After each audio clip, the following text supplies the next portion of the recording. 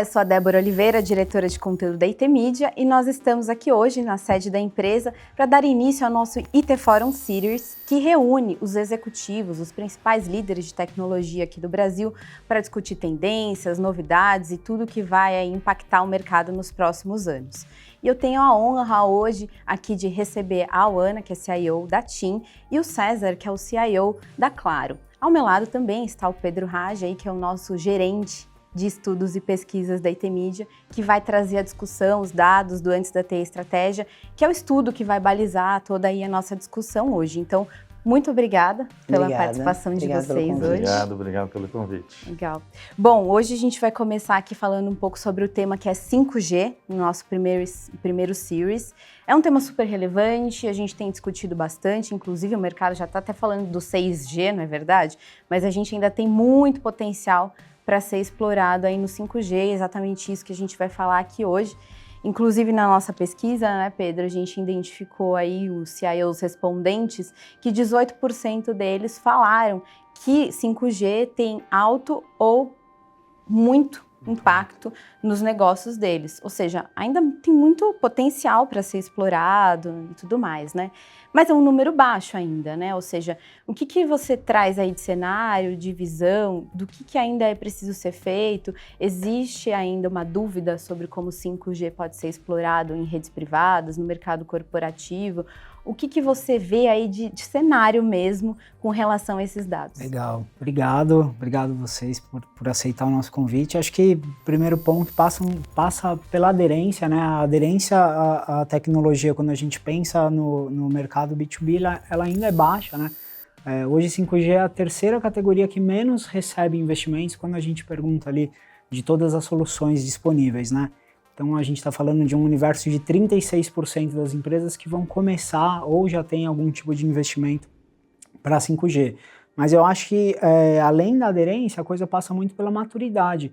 Uma vez que quando a gente perguntou para os executivos de tecnologia, né, quais são os temas que eles ainda não se sentem muito confiantes, que eles ainda sentem que falta um pouco de maturidade, quase 60% deles, e a gente está falando da liderança de grandes empresas, né, quase 60% deles aponta 5G como um dos temas que ainda não se sente muito confiante. Então, acho que a coisa também passa um pouco pela maturidade na tecnologia, né, na usabilidade mesmo. Legal essa introdução aqui do Pedro, né, para a gente começar a discussão. Inclusive, já vou começar perguntando para a Ana, que na verdade vocês dois aí têm um duplo chapéu, ao mesmo tempo que vocês têm que preparar a casa, a rede e tudo mais para o uso de vocês, para usuários finais, vocês também têm o desafio aí de prover essas redes internas também para projetos, grandes projetos, que daqui a pouco a gente vai comentar, né? Então eu vou começar com a Ana perguntando um pouco desse desafio, né? Como que é esse desafio para vocês e como que vocês têm preparado tudo isso para essa nova era do 5G? Acho que o Pedro colocou um ponto, essa reflexão, essa ponderação dos executivos, ela tem todo sentido, né? A gente tem que estar alguns passos à frente para preparar o caminho, né? Para que a indústria, né? Para que o mercado consiga implementar os casos de uso. Então, no nosso exemplo na TIM, a gente vem desde 2018 fazendo uma série de testes, né? E a gente tomou uma posição de ser protagonista e pioneiro mesmo na adoção do 5G. Então, hoje a gente tem mais de 3.700 antenas 5G espalhadas pelas 27 capitais. Foi uma estratégia de uma chegada de forma disruptiva ao mercado.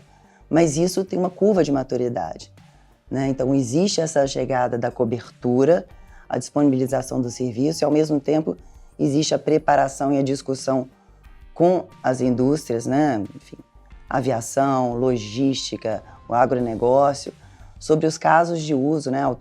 A parte, né, automobilística, sobre os casos de uso que a gente pode implementar. Através do 5G, de fato, a gente vai ter um outro patamar, né, para a indústria, isso não tem dúvida alguma, mas isso precisa ser discutido em conjunto. Então, enquanto a gente vai crescendo a cobertura, a resiliência, a gente vai discutindo os projetos, modelos de negócio, acho que estamos entrando numa visão muito de caso de uso. Eu começo primeiro fazendo um panorama do momento do Brasil, né? Certo. Nós olhamos, né, o Brasil, nós passamos aí por um leilão, então nós temos algumas obrigações, né, para poder cumprir, né? Então, o 5G tem um potencial absurdo, né, em termos de crescimento. Então, quando você prepara essa infraestrutura, né, ela, num primeiro momento, você faz muito investimento, Sim. mas você tem que monetizar, né, todo esse investimento de uma maneira muito, muito rápida, né?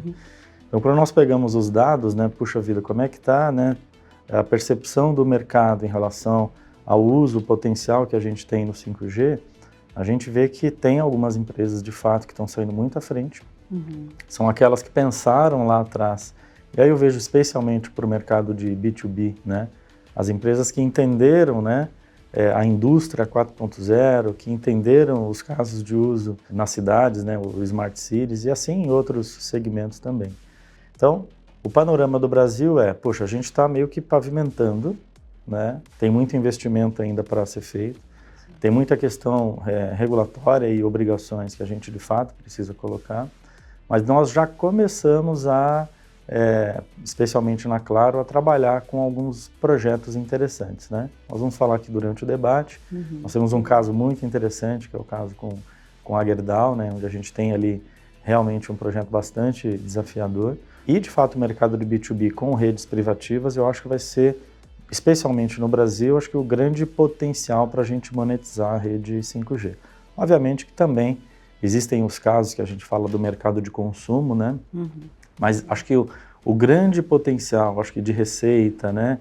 E o grande apelo de transformação no mercado, eu vejo muito no mercado do B2B. E, Ana, você tem aí algum referencial, cases para comentar com a gente que vocês já estão observando aí nessas diferentes áreas? A gente já está implementando, né? Como foi falado aqui, existe um potencial muito grande, existe uma parte da indústria que já entendeu, que vem colhendo esses frutos. Então, hoje, por exemplo, a gente tem 48 contratos de conectividade nessas redes privadas, onde, por exemplo, no agronegócio a gente fala da Fazenda São Martinho, Stellantis, onde a gente tem o caso de uso direto na linha de produção, o BTP, né, de logística no porto. Então a gente vê que segmentos que já haviam avançado bastante em automação, ou que existe uma demanda muito grande de otimizar o processo, né, colher muitos dados em tempo real, eles já entenderam que é necessário, já tem alguns casos de uso e a gente vem executando. Então, a velocidade nesse mercado B2B, eu diria que ela está indo muito bem. Sim, você falou dessa cobertura que vocês têm, cada vez ampliando mais, né? E todo o mercado está se movimentando para isso, né? César, você também tem alguns casos interessantes aí para compartilhar, né? Na verdade, os casos de uso vão aumentando a cada dia, né? No momento em que as empresas também enxergam, né, o potencial para que elas possam trazer essa automação e também trazer algumas aplicações que antes, né, não seria possível sem o uso, né, da tecnologia que hoje já está à disposição. Então, a Claro já tem, né, vários contratos, né, tem 2 deles públicos, né, que a gente pode comentar aqui, né? Nós temos o caso da Nestlé, o caso da Gerdau, que eu acho que são 2 casos bem interessantes, onde você precisa fazer um mapeamento, né, de uma determinada área e ter rede dedicada. A maioria das empresas vai precisar, de fato, de uma dedicação de uma rede, e aí a gente entrega, de fato, o que a gente fala do potencial do 5G. Então, o primeiro momento, obviamente que a gente também, para iniciar um projeto, usa muito daquilo que a gente tem disponível e vai alavancando nessa infraestrutura de 5G como um enabler. Porém, a gente não, nesse novo mundo, né, quando a gente começa a falar do 5G, a gente sai de uma visão simplesmente de conectividade para uma provedora de soluções digitais, né, que a gente chama de Digital Service Enablers, né, ou os DSPs, né, Digital Service Providers, né. E isso vem muito da questão de ecossistema, porque você tem uma infraestrutura disponível e ali você vai colocar muita aplicação para poder rodar em cima desse parque.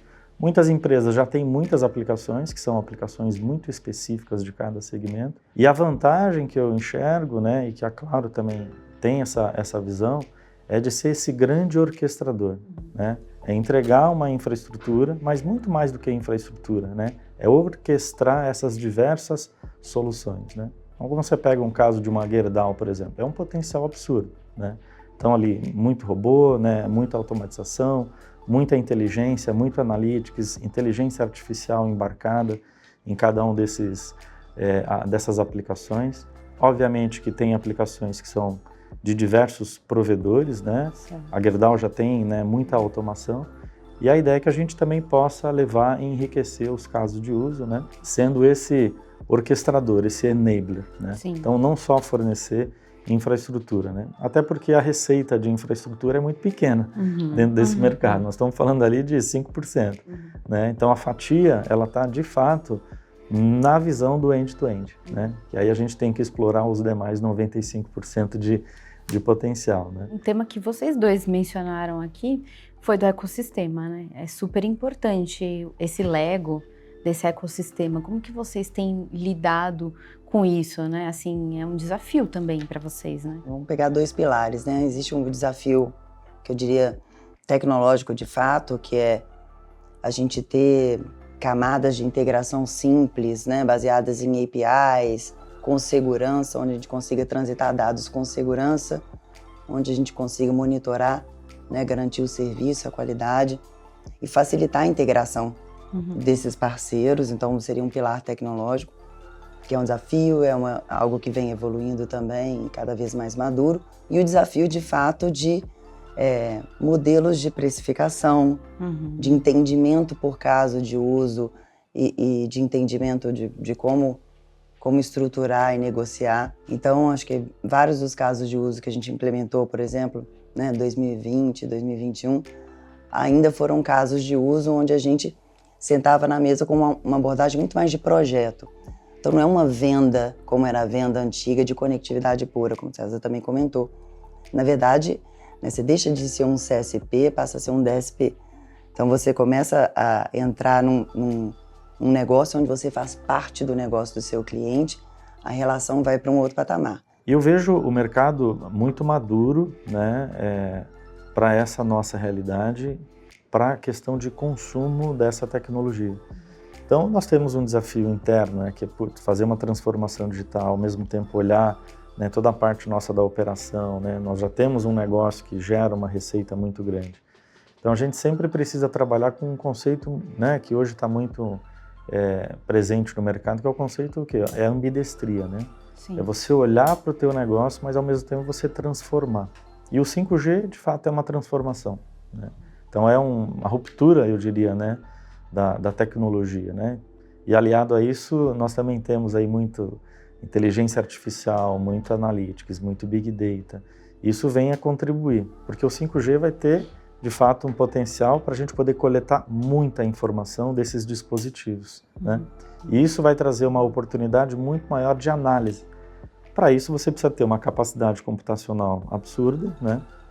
Latência, então, a maioria dos casos de uso precisa ter uma latência baixíssima para você colocar de pé esses casos de uso, mas em cima disso vem as aplicações, que é o que você consegue colocar em cima dessa rede, né? Para você extrair dali o grande benefício, né? Com uso de dados, com tendência, com predição, com inteligência artificial e tomada de decisão em cima de cada um desses casos de uso, né? Então, de fato, existe uma pressão muito grande na área de tecnologia por essa transformação e, ao mesmo tempo, por manter essa operação ali funcionando, estável.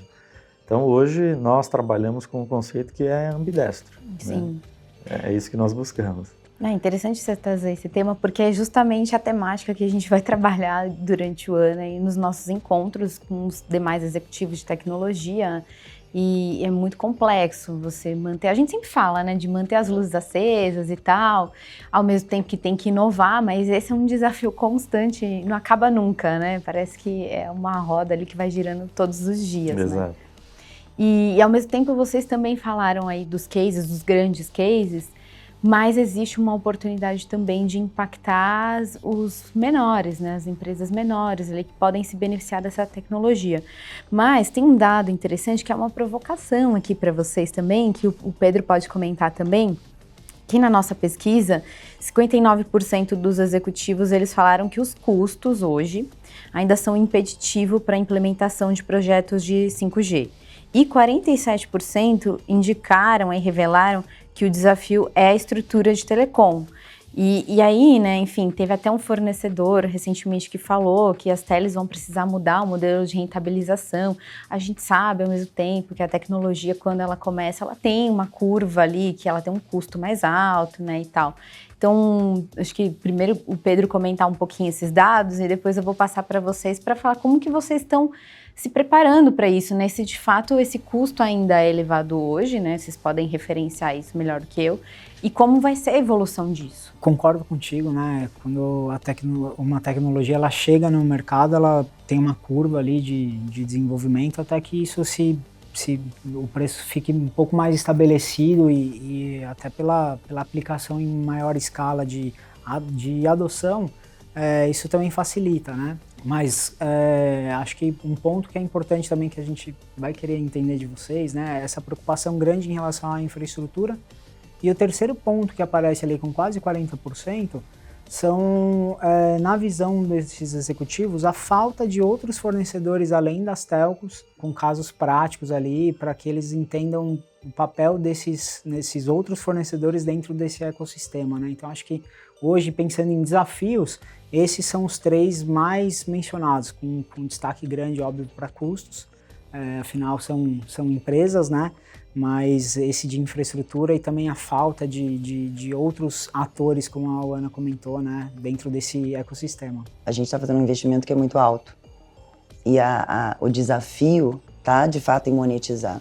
Acho que a grande monetização vai vir, sim, do B2B e do B2B2C, mas para você construir, por exemplo, um B2B2C, a gente tem que ter outros atores, né? Então tem que ter talvez fornecedores de drones, outro tipo de equipamento que ainda não está no mercado ou que vem também com um custo alto. Equipamentos de precisão, imagem, transmissão de imagem em tempo real, por exemplo, dentro da área médica. A gente tem todo o investimento da infraestrutura e tecnologia na telco, mas a gente começa a discutir um investimento total que realmente para o cliente a gente tem que pensar em outro modelo de negócio. Então, deixa de ser, né, como eu disse, aquela relação de cliente-fornecedor e pensar numa relação de parceria. Essa relação de parceria pode ser construída de N formas, né? Então, é como se fosse uma mini-sociedade ali, na verdade, né? Onde você vai ter um ganho em cima de uma redução de custos ou um ganho em cima de um incremento de receita de fato no total, né? De uma otimização do processo, de uma maior produção. Então, isso vai ter que ser discutido dentro de cada projeto, fato, porque dentro de cada projeto, cada caso de uso, você eventualmente vai ter soluções diferentes. É uma questão natural, né, de uma Sim. tecnologia nova, né? Você precisa fazer um investimento, né? Então, upfront, né, nós temos que sair na frente, então nós temos que deixar pronta a infraestrutura. E essa infraestrutura tem um investimento, né, bastante relevante. Mas como toda a tecnologia, ela vai ganhando maturidade, né? Seja maturidade do ponto de vista de implementação, seja maturidade do ponto de vista do modelo de negócio e do modelo de precificação, né? Porque nós temos que achar um modelo para poder rentabilizar, né, e monetizar de maneira muito rápida. Então é natural que a gente comece a olhar os casos de usos, né, em particular, e depois a gente vai fazendo aí todo um processo de democratização. No caso do B2C, parece ser um pouco mais simples, né, porque você oferece mais conectividade. Então tem toda a questão do FWA, que também é uma oferta de mercado, né, que a gente coloca aí à disposição da sociedade. Quando você vai falando nos casos de B2B, você começa a entender um pouco do projeto, né, como um projeto, quase que um projeto especial. Então você entende a necessidade, a planta, o investimento, e ali, obviamente, você tem que fazer toda uma avaliação, né, de um business case que ele, na maioria dos casos, se pagam, especialmente nessas grandes empresas. Quando a gente vai olhar, né, as empresas de menor porte, talvez elas não precisem, por exemplo, de uma dedicação, de uma rede dedicada, o caso que grandes empresas como uma Gerdau já necessita ali de uma dedicação. E tudo uma questão de modelo de negócio e precificação, né? Quanto mais dedicação você precisa, mais recursos você precisa, mais investimento você precisa, né? Quanto mais compartilhado a infraestrutura o modelo de negócio muda e a precificação acompanha da mesma forma, né? Então, acho que o mercado está caminhando para uma maturidade, né? Entendimento um pouco desses modelos. Nós vamos aprender, assim como o consumidor final também vai aprender a como lidar, né, com cada um desses projetos e casos de uso que a gente vai oferecendo ao mercado. A gente falou aqui de vários tópicos, né, assim, nessa discussão de 5G. Ela é bem extensa, a gente ainda tem muito o que falar, né, desse tema, mas enfim, a gente conversou bastante do cenário hoje, dos desafios que vocês têm interno, externamente, dos cases, das expectativas mesmo do mercado, da evolução disso, um pouco de futuro e tal. E aí eu queria pedir para vocês passarem um pensamento final sobre tudo que a gente conversou aqui para encerrar, né? E eu vou começar com a Ana e vou passar depois aqui para o César e para o Pedro. Eu colocarei aqui, enfim, esse é um momento muito especial de muito potencial crescimento, né, para o país e para todas as indústrias e, consequentemente, para a sociedade, né? Acho que o 5G é uma tecnologia que veio para transformar, é um outro patamar, né? Não é só mais um G, a gente está falando de uma experiência que a gente nunca experimentou, né, que é essa experiência da baixíssima latência. Você mencionou aqui o tema do slicing. Imagina que a gente pode atuar contextualizado, entendeu? Criar essa experiência contextualizada. Então eu tenho um jogo no Maracanã, que é uma final, né, Flamengo, né, um Fla-Flu ali. Eu consigo ter uma densidade ali especial, consigo colocar nas vias onde as pessoas estão trafegando uma maior cobertura com uma menor latência. Então eu crio uma experiência diferente, né, para os clientes que estão ali. Essa experiência diferente cria uma expectativa e uma demanda diferente. Produtores de aplicativo e conteúdo conseguem ter ideias e pensar em coisas novas. Então o potencial é tão grande que a gente não sabe, né? A gente poderia começar a discorrer aqui, mas é isso, é o movimento da inovação. Entender o problema, resolver o problema, se resolve com uma inovação, uma tecnologia, e aquele experimento gera uma nova demanda, que é uma outra oportunidade. Vai criando esse ciclo virtuoso. Então, o 5G é uma tecnologia que veio para transformar e criar esse ciclo virtuoso. Eu termino fazendo assim uma analogia, né? A tecnologia está aí, né? E ela está à nossa disposição, à disposição da sociedade, à disposição, né, das empresas, né, privadas, públicas, né? Mas quando você olha, por exemplo, um grande case, né? Vamos falar de entretenimento. Vamos pegar um estádio, né? Que antes a gente ia lá para poder ver um espetáculo de futebol. A gente vai ver ali, na verdade, uma competição de um game, por exemplo. Então, puxa vida, a tecnologia 5G vai estar à disposição ali para uma questão de entretenimento, né? Diversão. Por outro lado, eu sempre olho mais do que simplesmente o entretenimento, a produtividade, o ganho de receita, né? Quantas vidas nós vamos salvar com o 5G disponível, né? E aí a sociedade aproveitando muito mais dessa tecnologia. Então a gente tem que olhar muito desse lado também, que é um apelo não simplesmente da receita, né? Daquilo que vem por trás de uma produtividade, de uma indústria 4.0, mas também olhando lá um setor, né, de saúde, né? Olhando tudo aquilo que a gente hoje, puxa vida, hoje a gente vê evolução muito grande, né, na questão de cirurgias de grande porte, né? E que talvez ali num futuro muito, muito próximo a gente vai enxergar outras questões, né, de benefício para a sociedade e para o indivíduo com a tecnologia. Então eu olho muito esse aspecto de tudo que a gente vai enxergar em termos de transformação daqui para frente, né? Fiquei animado aqui com o que foi compartilhado por vocês, principalmente, né, se a gente pensar nessa última década onde as áreas de TI, né, onde a liderança de TI ela assumiu um protagonismo muito grande dentro das empresas. Junto com esse protagonismo vem também uma cobrança, né, por inovação, por novos modelos de negócio, resultados. Eu acho que vocês colocaram muito bem. A tecnologia ela tende a transformar não só esse universo, né, de B2B, mas também a vida das pessoas, como isso pode melhorar, né, principalmente nos quesitos básicos, né, de saúde, educação, entretenimento também, por que não? Então, vejo com bastante otimismo. Fiquei feliz com o que foi compartilhado aqui. Bom, e esse foi o nosso series sobre 5G, o primeiro aí da série que a gente vai ter nesse ano. Obrigada, até a próxima!